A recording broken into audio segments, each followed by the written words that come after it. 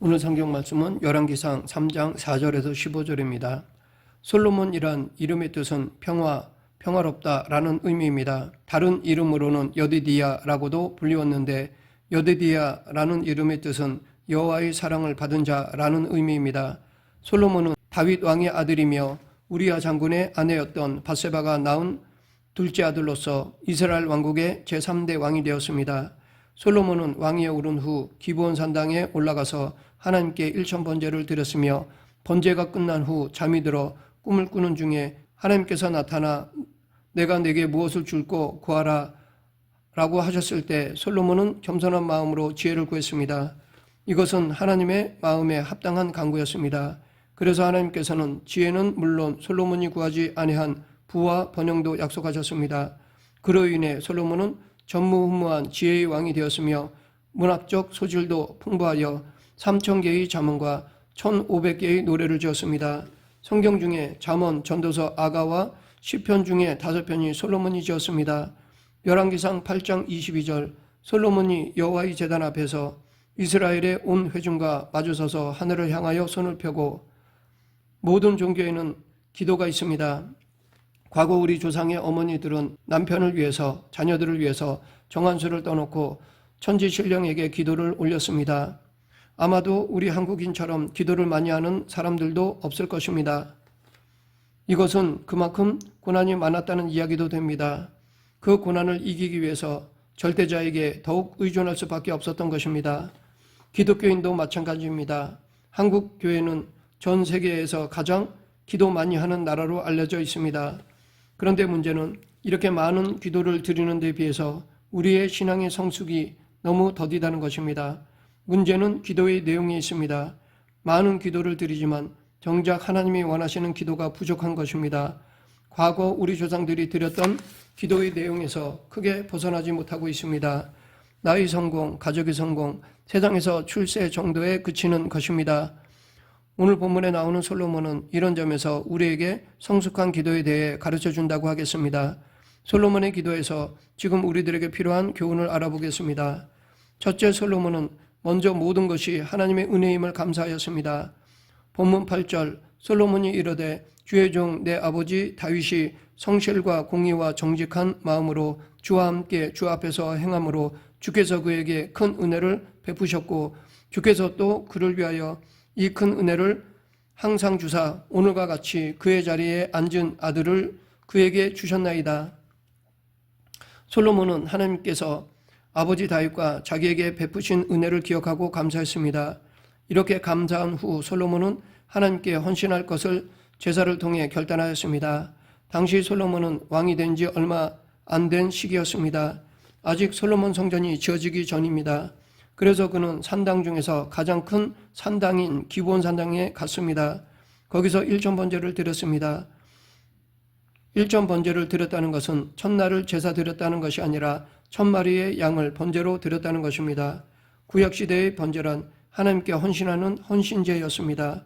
그러니까 솔로몬은 하나님께 온전히 자신을 드린다는 의미에서 이렇게 많은 제물로 제사를 드린 것입니다. 이것은 지금 우리도 드려야 하는 기도여야 합니다. 우리는 기도할 때 무엇을 받을까를 먼저 생각하는 경향이 있습니다. 기도를 오직 받는 것에만 집중하는 경향이 있습니다.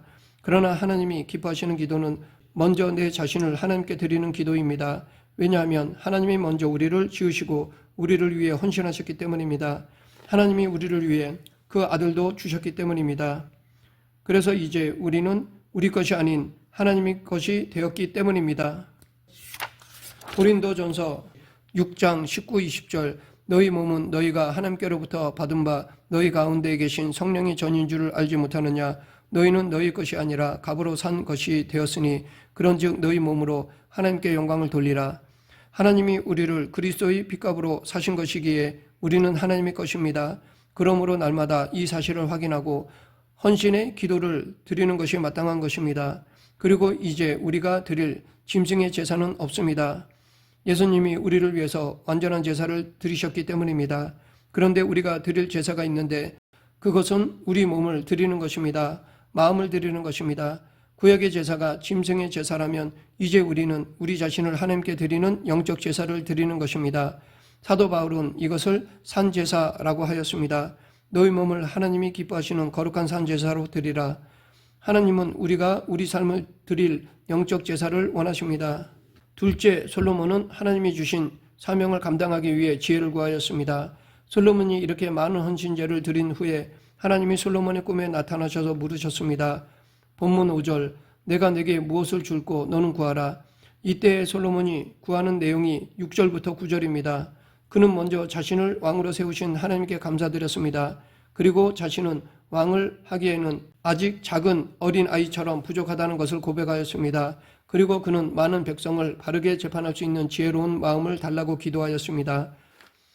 오늘날은 재판을 법원에서 하지만 당시는 재판의 최종권한이 왕에게 있었습니다. 그래서 공정하게 백성들을 재판할 수 있는 지혜로운 마음을 달라고 한 것입니다. 솔로몬은 하나님이 주신 사명을 감당할 수 있는 지혜를 먼저 구한 것입니다. 하나님이 이 기도를 기뻐하셨습니다. 그래서 지혜를 주실 뿐 아니라 그가 구하지 않은 재물과 영광도 주셨습니다. 야고보 사도도 야고보서 1장 5절에서 너희 중에 누구든지 지혜가 부족하거든 모든 사람에게 후히 주시고 꾸짖지 아니하시는 하나님께 구하라. 그리하면 주시리라 라고 하였습니다. 솔로몬은 하나님의 백성을 위하여 올바른 분별력을 요구했습니다. 이것은 지도자라면 누구나 갖춰야 할 덕목입니다. 우리도 이렇게 하나님이 주신 사명을 감당할 능력을 구하는 기도를 드려야 합니다. 사명이라고 하면 특별한 사람에게만 있다고 생각하기 쉽습니다. 그러나 모든 하나님의 자녀들에게는 하나님이 주시는 사명이 있습니다. 이에 대해 예수님은 너희가 나를 택한 것이 아니요 내가 너희를 택하여 세웠나니 이는 너희로 가서 과실을 맺게 하고 또 너희 과실이 항상 있게 하여 내 이름으로 아버지께 무엇을 구하든지 다 받게 하려 함이니라 라고 말씀하셨습니다. 사도 바울은 예수님을 믿고 난 후에 이러한 사명감에 붙들려 살았습니다. 그래서 사도 바울은 나의 달려갈 길과 주 예수께 받은 사명 곧 하나님의 은혜의 복음 증거하는 일을 마치려 하면은 나의 생명을 조금 더 귀한 것으로 여기지 아니하노라 라고 하였습니다. 우리도 이렇게 사명감에 붙들려 살아야 할 것입니다. 날마다 우리의 삶의 자리가 사명 감당하는 자리가 되어야 할 것입니다. 예수님이 가르쳐 주신 기도도 사명 감당을 위한 기도가 먼저였습니다. 일용할 양식을 구하기 전에 앞서 먼저 하나님 나라를 세우기 위한 사명을 감당할 능력을 구하는 것입니다. 우리가 살아가는 모든 삶의 터전이 사역지입니다. 그곳에서 그 모든 일들을 잘 감당하고 예수님을 드러낼 수 있도록 기도해야 합니다. 솔로몬처럼 감당할 능력을 구해야 합니다. 그러면 하나님께서 솔로몬에게 지혜를 주신 것처럼 우리에게도 주실 것입니다. 셋째, 솔로몬은 신앙의 본질적인 것을 구하였습니다. 솔로몬은 보이는 물질, 장수 등을 구하지 않았습니다. 좀 더 본질적인 것을 구했습니다. 하나님이 그 기도가 너무 마음에 드셨습니다. 그래서 하나님께서 칭찬하시고 큰 복을 주셨습니다. 이와 관련해서 예수님께서도 너희는 먼저 그의 나라와 그의 의를 구하라. 그리하면 이 모든 것을 더하시리라 라고 말씀하셨습니다. 보통 사람 같으면 장수와 부와 원수 생명 멸하는 것을 구했을 것인데 솔로몬은 그렇게 하지 않고 오직 지혜로운 마음을 구한 것입니다. 하나님이 보실 때 이것이 마음에 들었습니다. 그래서 구하지 않은 부와 영광까지 덤으로 주시겠다고 하신 것입니다. 우리도 기도할 때 물질이 아니라 원리, 원칙 그리고 환경이 아니라 신앙의 본질과 핵심을 구해야 합니다. 즉 우리는 하나님의 것을 구하기를 힘써야 합니다. 거기에는 하나님의 지혜, 하나님의 사랑, 하나님의 평안, 성령의 은사 등이 있습니다. 만일 보이는 것만을 구하는 데 급급하다면 그것은 미신적인 것이 될 수 있습니다. 우리는 어려움을 없애달라고만 기도할 것이 아니라 그 어려움을 뚫고 나갈 지혜와 용기를 구해야 합니다. 그리고 그 문제 안에 담겨있는 하나님의 의도, 뜻을 구해야 합니다. 우리가 하나님께 기도하는 이유는 그분이 들으시기 때문입니다. 기도는 하나님의 지혜와 능력이 우리에게 임하는 시간입니다. 기도하되 기도의 내용이 하나님의 마음에 맞게 해야 합니다. 하나님의 뜻에 합당하게 해야 합니다. 현상적인 세상의 것을 구하기에 앞서 본질적인 하나님의 것을 구해야 합니다. 말씀을 맺겠습니다. 우리가 하나님의 은혜에 감사하며 헌신할 것을 결단해야 합니다. 또한 주신 사명을 감당할 수 있도록 기도해야 합니다. 그리고 신앙의 본질을 구해야 합니다. 세상적인 것이 아닌 하나님의 것을 구해야 합니다. 우리 모두 내 중심이 아닌 하나님 중심으로 기도드리는 성도가 되길 간절히 축원합니다. 기도하겠습니다.